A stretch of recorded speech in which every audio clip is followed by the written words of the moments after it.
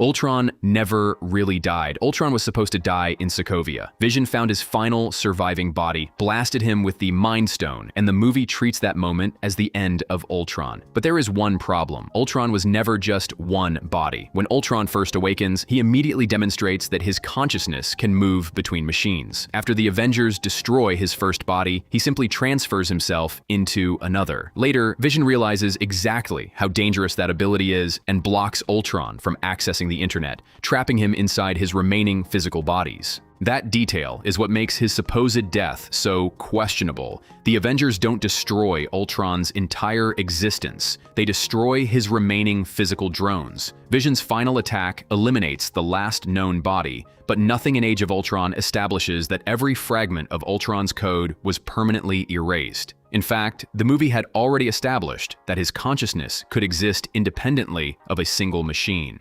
And there is another clue hiding in the way Ultron was created. Tony and Bruce didn't simply program an ordinary robot. They used the artificial intelligence inside Loki's scepter to complete the Ultron program, creating a self-aware intelligence capable of accessing Earth's data and reproducing itself across multiple bodies. So, if even one fragment of that intelligence escaped before Vision shut him out, Ultron wouldn't need his original body to return. He would only need one surviving piece of himself.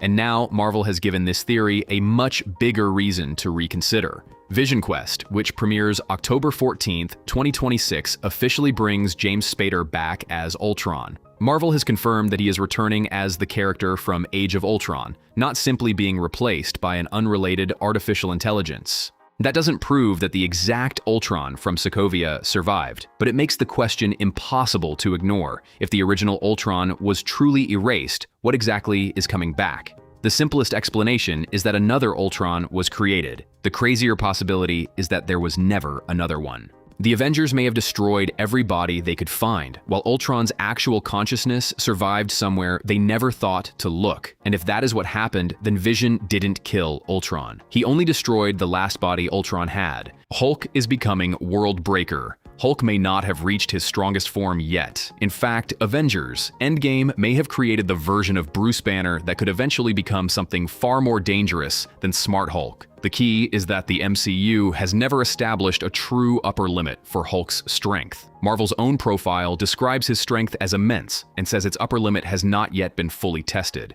It also confirms that Hulk's transformations are driven primarily by anger. That creates a strange contradiction. The angrier Hulk becomes, the more powerful he can become. But the MCU's most recent version of Hulk is the least angry we've ever seen him. Smart Hulk is the result of Banner spending 18 months combining his mind with Hulk's body. Endgame explicitly establishes that he merged the two personalities together, creating what Marvel's filmmakers described as the best of Banner and Hulk. But that doesn't mean the rage disappeared. It means Banner learned to control it, and that could be exactly what makes his eventual transformation terrifying. In the comics, Hulk's power has repeatedly increased as his anger grows, eventually producing forms powerful enough to threaten entire worlds. Marvel's World War Hulk describes Hulk as stronger than ever and driven by an extreme level of rage, while Marvel has also used the name Worldbreaker for one of Hulk's most destructive incarnations. The MCU has already given Bruce the other half of that equation. He has the intelligence to control himself. He has the experience of fighting gods, aliens, and Thanos. He has survived direct exposure to the Infinity Stones. And most importantly, he has spent years learning how to coexist with the Hulk rather than suppress him.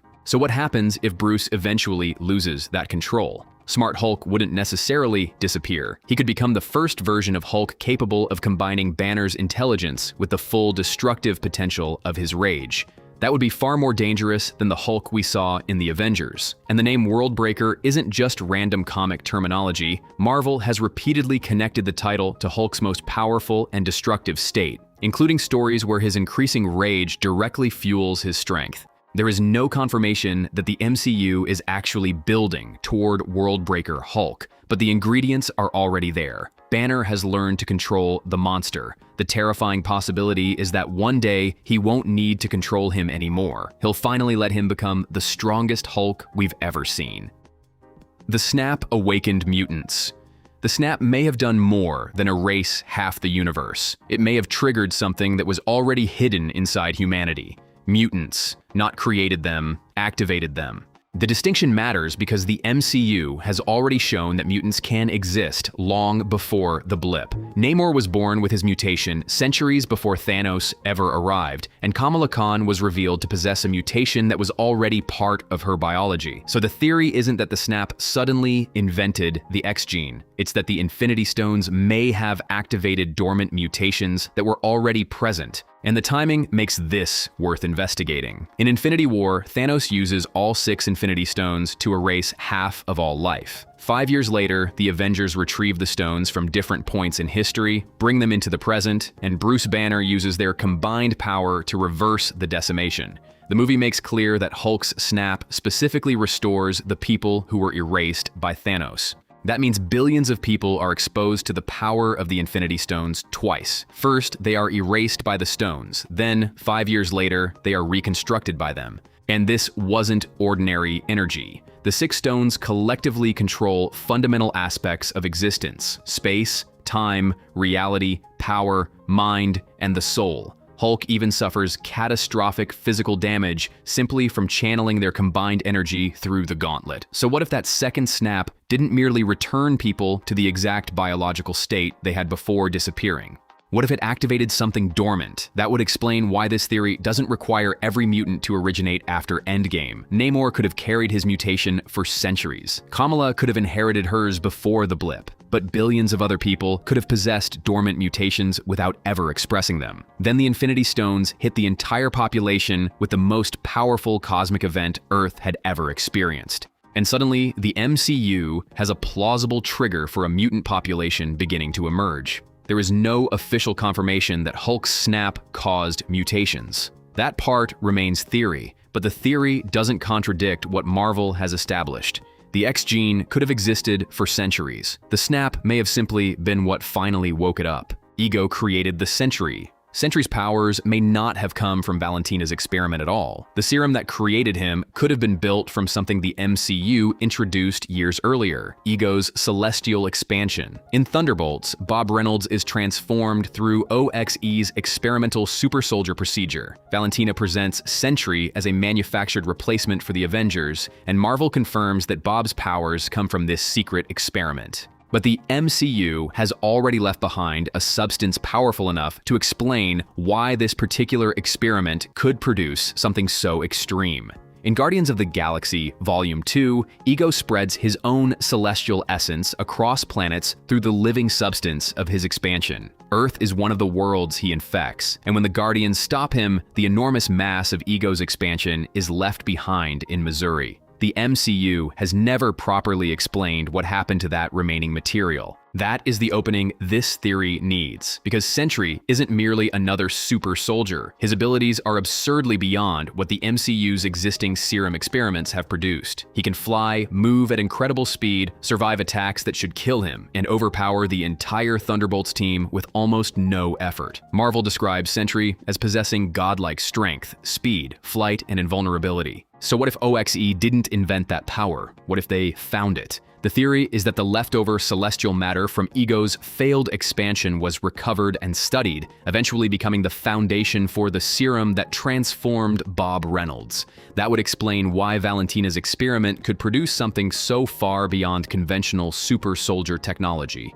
It would also give Ego's abandoned remains an actual purpose in the MCU, instead of leaving one of the strangest remnants from Guardians Volume 2 completely unexplained. And there is already independent theory discussion supporting this exact connection. The theory has been proposed as a possible explanation for Sentry's extraordinary powers, specifically because Ego's expansion remains an unresolved piece of MCU history.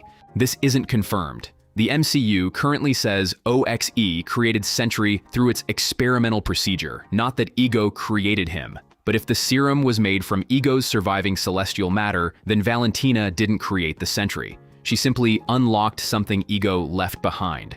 The Infinity Stones are still alive. Thanos said the Infinity Stones were gone, reduced to atoms, but that wording may be the biggest clue that they were never truly destroyed. In Avengers Endgame, Thanos explains that he used the stones to destroy the stones, and that doing so nearly killed him. The Avengers accept that explanation because the stones are physically gone from the gauntlet. But notice what Thanos actually says. He doesn't say their power ceased to exist. He says they were reduced to atoms. That distinction matters because the Infinity Stones aren't ordinary objects. Each one represents a fundamental aspect of existence. The Space Stone controls space. The Time Stone controls time. The Mind Stone governs consciousness. The Reality Stone manipulates reality itself. Destroying their physical forms shouldn't automatically mean the forces they represent can simply disappear. And the MCU has already shown that the stones can survive in forms that aren't the familiar glowing gems. The Tesseract was a container for the Space Stone, while the Ether wasn't even presented as a traditional stone until later. The stones have repeatedly changed physical states without losing their underlying power. There is an even bigger problem with Thanos' explanation. The Ancient One tells Bruce Banner that removing an Infinity Stone from a timeline creates catastrophic consequences because the stone is necessary to protect that reality from dark forces. That means the stones aren't merely weapons sitting inside the universe. They are fundamental components of it. So what if Thanos destroyed their physical forms, but not what they fundamentally are? The stones could have been scattered into the universe as pure energy, broken down into microscopic remnants, or transformed into something that no longer resembles a stone. That would explain why nobody can simply pick them up again, while leaving open the possibility that their power still exists. Thanos may have destroyed the stones, but he may never have destroyed the Infinity. And if their power is still somewhere in the MCU, the Avengers may eventually discover that they never actually lost the most dangerous weapons in existence. The serum came from Wakanda. Captain America's powers may have a connection to Wakanda that the MCU has never directly acknowledged. Not because Steve Rogers was given the heart-shaped herb. The stronger possibility is that the super soldier serum was developed using something derived from the same biological science that gives the Black Panther his powers. Start with what the MCU establishes about the two transformations. Steve Rogers receives Erskine's super soldier serum and becomes stronger, faster, more durable, and capable of recovering from injuries far beyond a normal human. The heart-shaped herb produces remarkably similar physical enhancements in the Black Panther.